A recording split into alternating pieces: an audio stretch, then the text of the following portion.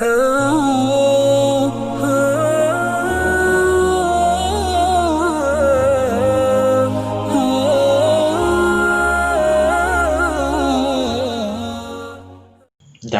video kali ini, terdapat dua petikan dialog menarik antara Nabi Musa alaihissalam dengan syaitan yang menunjukkan syaitan mendedahkan caranya menangkap dan memperdayakan manusia. Menurut riwayat Abdurrahman Ziyad, sewaktu Nabi Musa alaihissalam sedang duduk, tiba-tiba datang syaitan dengan memakai tutup kepala berwarna-warni. Setelah menghampiri Nabi Musa alaihissalam, syaitan membuka tutup kepala itu. "Assalamualaikum wahai Musa." "Waalaikumsalam, siapa engkau?" jawab Nabi Musa. "Aku ini syaitan." Nabi Musa bertanya lagi. "Jika begitu, semoga Allah tidak menghidupkan engkau. Apakah tujuan engkau datang menemuiku?" "Kedatanganku adalah untuk memberi salam kepadamu, melihat kedudukanmu dan darjatmu di sisi Allah." Nabi Musa bertanya, "Apakah yang engkau pakai untuk menutup kepala?" Syaitan menjawab, "Dengan ini aku akan menangkap dan menawan segala hati manusia." Nabi Musa berkata, "Kalau begitu, apa yang engkau lakukan kepada manusia hingga engkau dapat memperdayakan mereka?" Syaitan menjawab, "Apabila manusia merasai terpesona terhadap dirinya, manusia berasa banyak amal baiknya hingga lupakan dosanya. Aku ingin memperingatkan engkau terhadap 3 perkara. Pertama, jangan sesekali engkau bersendirian dengan seorang perempuan yang tidak halal bagimu. Dikala itu aku akan menjadi sahabatnya sehingga aku akan memfitnah dia dengan perempuan itu. Kedua, janganlah sekali-kali engkau berjanji kepada Allah untuk melakukan kebaikan atau meninggalkan kejahatan, kerana tidaklah seseorang itu berjanji kepada Allah melainkan aku sahabatnya sehingga aku menghalanginya. Ketiga, jangan sesekali engkau berjanji mengeluarkan sedekah dan hendak melaksanakan melainkan aku menjadi sahabatnya hingga aku menghalangi antaranya dan antara mengeluarkannya." Dengan itu ketahuilah Nabi Musa alaihissalam apa yang harus manusia berhati-hati. Pertama, jika lelaki bersendirian dengan seorang perempuan yang bukan muhrimnya, maka syaitan akan menjadi orang ketiga untuk memfitnah agar keduanya melakukan perbuatan hina dan curang.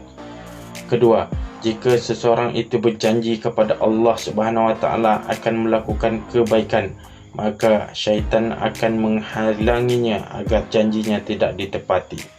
Ketiga, jika seseorang berjanji hendak mengeluarkan sedekah, maka syaitan akan menghalanginya berbuat demikian.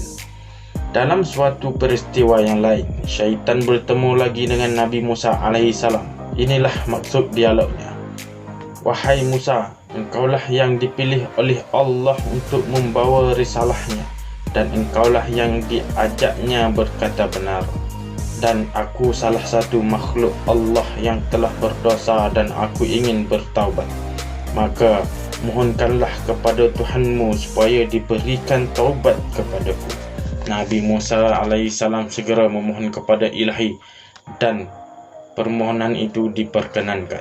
Nabi Musa alaihissalam menemui syaitan itu sambil berkata, "Hai syaitan, engkau telah diperintahkan sujud hormat kepada kubur Nabi Adam alaihissalam, dan selepas itu barulah taubat akan diberikan ke atasmu." Sebaik sahaja mendengar nama Nabi Adam alaihissalam, syaitan tiba-tiba bersikap takbur dan marah. Syaitan berkata, "Aku tidak sujud kepada Adam sewaktu hidupku. Apakah aku patut sujud sesudah dia mati?"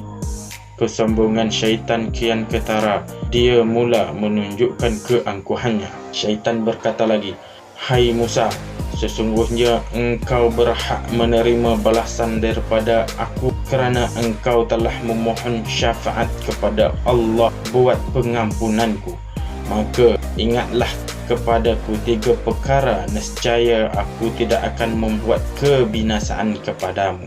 Pertama, ingatlah kepadaku di waktu engkau marah, kerana aku akan membawa bisikan ke dalam hatimu dan mataku berada di dalam matamu, dan aku akan berjalan di dalam tubuhmu menurut perjalanan darah. Kedua, ingatlah kepadaku di waktu engkau bertempur di medan perang menghadapi musuh, kerana aku akan datang kepada manusia di waktu bertempur dengan musuh itu dan peringatkan kepadanya akan anaknya, isterinya dan keluarganya supaya mereka berundur secara teratur.